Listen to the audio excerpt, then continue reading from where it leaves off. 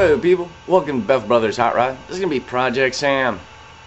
Thought I'd be doing a little bit of mudding today. Some Bondo, maybe some fiberglass. Never know. Might have some tips for you, especially you new guys. Stick around, stay tuned. Babies. Weather's kind of nasty today, getting sprinkled on. And I'm trying to get the back end of Sam done here. I've got most of the sanding done. In fact, some of the last episode I showed, there's some pits and junk. I'm still filling those in.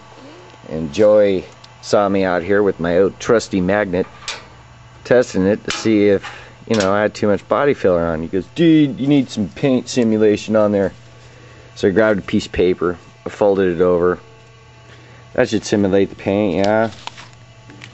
And the magnet still sticks, so it's cool. It's a good little trick. I hope you guys use it. That way you can see if somebody's ripping you off or not. As far as bodywork goes, there's still some down here I gotta do on the side, and see the paper kind of matches where the paint is. Get real close. See what I'm saying? So it's an accurate deal. And the magnet doesn't lie. I gotta smooth some of this stuff out, and I'll go over some of the stuff I use. Maybe for some of the new guys that are trying to do some of this junk, it'll be helpful. See, as you look down, it's all whoosh, almost all the same. That's what I'm going off of. That's why I haven't taken it off yet. I've been trying to match it to the back end. That's what I'm kind of doing on these back ones too. It's just proving a bit difficult. So if you stick around and you stay tuned, maybe I will finally figure it out. Typically, there are only 3 types of body filler that I'll use. The Bondo stuff that's on the tailgate. I do recommend doing this in layers, like the instructions recommend.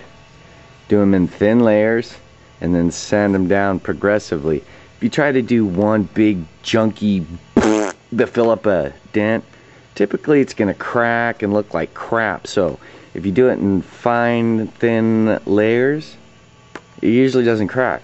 Then there's Bondo glass. This stuff's really cool. It has all these fibers in it, and it's really good for patching spots that are hard to get into or weld, or you need to make a part. This stuff is awesome. The next step up from that would have to be this resin jelly. This stuff's awesome because it doesn't have this hair stuff in it when you sand it. It's really fine, but it's super strong. I'm talking hit it with a hammer strong. Comparatively, where if you hit this with a hammer it'd crack it, you hit this with a hammer, you're just gonna hit it, bam! This stuff is awesome. It's kind of expensive. This one's kind of expensive. This one's kind of expensive. This isn't so much. That's why it comes in the gallon. You can get these in a gallon too. And you can use those little plastic knives to put it on, but I made one out of metal and rounded the edges and use it more like a screet to pull it across and flush it. And it also keeps those layers thin so you don't get that crackage. You understand? Crackage is bad.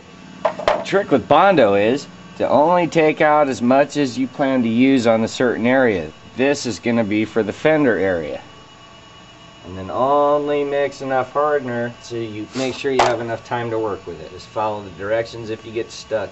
But I always use about that much hardener for that much Bondo. After you get your mud mixed to one uniform color, you start applying it. You better do it quick because it sets up pretty fast. You can see by this screed action that it's like filling in the low spots. Alright people, the Bondo is starting to set up.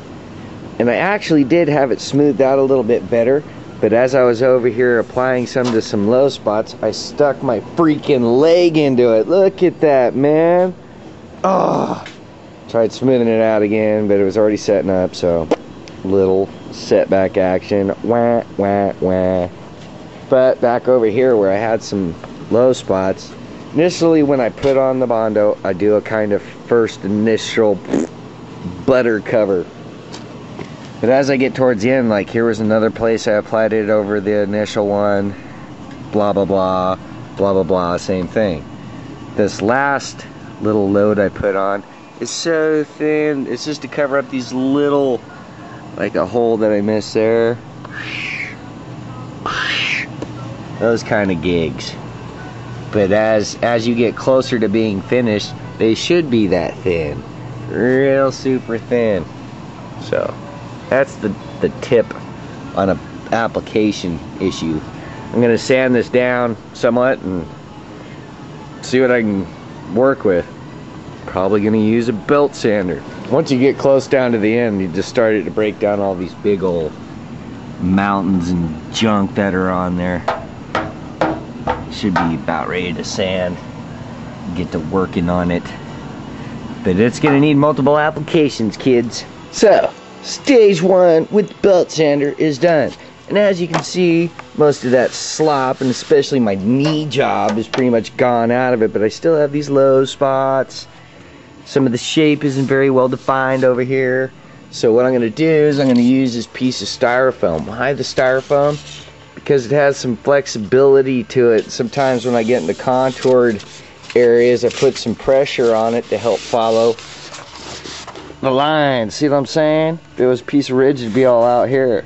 This way, it's got some guide towards the back end. So I recommend using one of these, man. It's on the cheap too. It's this styrofoam insulation junk, which will increase your tax credit if you put it into your home. Once we get Bethel construction started, we'll tell you more about this junk. But for sandpaper, I cut some strips, 150 grit babies to start it out, and then I'll show you what it looks like. So remember, Quaid, remember. There's the finished job with the 150 grit. It's got a little bit more of the shape. It's definitely a lot smoother. I can see I got a low point. A couple of them actually. It's kind of cold out here, so it's taking forever for it to set up. I got this sanded down where my pits and junk were. I got a couple little more things, and it's good to go. Alright people, I'm running out of time. It's kind of cold. Save some more for another episode. Hope you found today's tips useful. I gotta go inside and email some more resumes. Man, loosen up people. Hire some folks, would you? Thanks for tuning in and watching Bethel Brothers Hot Rod. Peace out, baby.